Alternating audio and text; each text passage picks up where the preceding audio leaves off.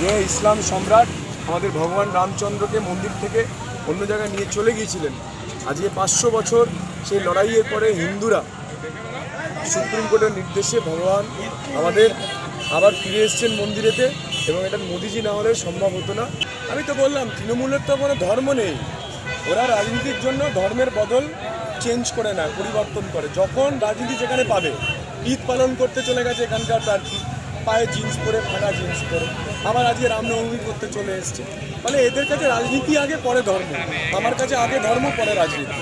যদি সাহস থাকে, যদি দম থাকে, তাহলে একবার বলে দেখুন যে আপনার শেখ শাহজাহান, আপনার দলের নেতা আমাদের হিন্দু মা বোনদেরকে 12 বছর ধরে ধর্ষণ করেছে। তৃণমূলের প্রার্থী তিনি ঈদ পালন করলেন ফাটা জিন্স পরে, দুটো হাঁটু বড় বড় করে দেখা যাচ্ছে।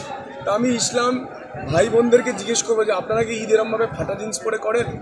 এই যদি ইসলাম ভাইয়েরা বলেন তাহলে খুব ভালো হয়, আমিও জানবো একটা কিছু। আমাদের মন্দিরে তো এরকম ফাটা জিন্স পরে কেউ পুজো দিতে দেখিনি আজ অব্দি।